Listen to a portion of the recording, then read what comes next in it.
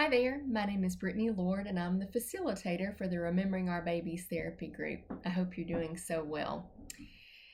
Thank you so much for tuning in. You are not here by any accident. Maybe you've happened upon our page, maybe you've been sent here by a family or a friend or a healthcare provider who's told you about us. But just know that you're not here by accident. You are understanding of a pain like no other.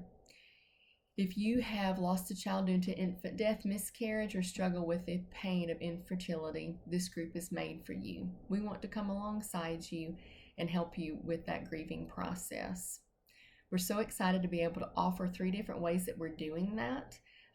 Also with these videos coming out every month. But not only that, but with individual counseling sessions. As I mentioned before, I'm a LPC here in Chattanooga, Tennessee, and this group funds individual sessions for people who have or belong to this club that we mentioned. So I'd like to give you more information about that. Please feel free to comment and reach out to us both on either on our YouTube channel, this channel, or on our Facebook page. Look us up. Let us know what you think of our work we're doing. But another way that this group comes alongside people in our community and beyond with the help of the internet is through our annual fundraiser. So that usually happens about the first weekend in November, and more information will be coming. But it's an amazing time that is filled with fun and exciting things, raffles, face painting, so many fun things for kids. And at the end, there's a time of a candle lighting ceremony, a walk. It's a really, really special time to fellowship with other people who understand us. So more information about that to come. I try not to give too many identifying monthly reminders or when I'm doing these videos, just because when you watch them, they're applicable for you in that time. However, since it's Valentine's Day month, wearing red, I wanted to talk to you a little bit about the 2 different types of grievers. So before I get into that, keep in mind that these videos are not intended to diagnose or treat mental health issues. And if you're having a mental or medical emergency, please stop the video and go to your nearest emergency facility. Now, typically, many people may say, okay, well, this is the way that women grieve and the way that men grieve. Now, I don't like to mention that or to put anybody in a box or to stereotype, because I've seen plenty of women who don't grieve the traditional women's way of grieving, and plenty of men who don't grieve in that way that many men grieve in. So we're going to use intuitive and instrumental to differentiate those 2 types of grievers. Now, as a general rule, many women will fall into the intuitive camp, and guys will many times be more instrumental grievers, but not always. So just to kind of give you some what that looks like for people. So intuitive grievers are those who you're going to see expressing a lot more emotions and going to be a lot more verbal around that. This is the feelings wheel. You guys have seen it on if you've tuned into some of our other videos, and I use this a lot with clients. Lots of feelings on there. So someone who's in the intuitive grieving camp, they're really going to feel like they're taking a ride on the feelings wheel. One moment they can maybe be in despair, one moment they can be distant, and then maybe joyful in the next moment. So it's a very difficult emotional roller coaster that you might be on for that intuitive griever.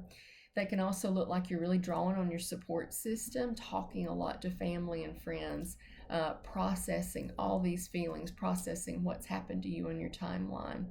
A lot of emotions expressed, like crying, sadness, a lot of joy, a lot of emotions expressed through an intuitive griever.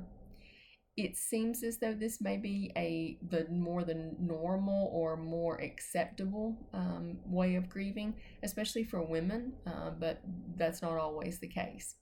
So instrumental grievers are those who are doers. So again, some of the things that I've heard, the way this looks, excuse me, starting a GoFundMe page, maybe starting a race that's a fundraiser, perhaps, maybe building a new home for your family, building a chicken coop. I had a gentleman that was grieving that way for the loss of his child. So what's important to note here is that the person that is the instrumental griever is not pushing away or not expressing their emotions. They're doing that through action. So in starting that GoFundMe page or doing that race or building that chicken coop, they're able to work through their grief in more of a physical, not verbal, expressive way. So I bring out the differences in these two types of grievers, especially for those who, let's say perhaps that the person in the relationship is an intuitive griever and the other partner is an instrumental griever. Well, it may seem as though that instrumental griever is not facing their feelings, or maybe better yet, even not being sad or not being upset about infertility or the loss of a child. And so I bring this up to let that intuitive griever know that instrumental griever is very sad, and they are going through a lot of the same stages of grief as we've talked about before on these videos, going through those 5 stages. But it just doesn't maybe look the same. It may look a little more physical than expressing that emotion. I'd love to hear about your grieving experience, and what do you think about that? Do you agree? Is there another type of griever that you've noticed? I'd love to hear and be able to have a conversation with you. Please do not walk this road alone. Let us know how we can help. Let us come alongside you in one of these many ways that we're coming alongside people in our community and beyond who know this pain, and it's a pain like no other. Thank you. We love you. We care about you. Let us know how we can best help. Take care.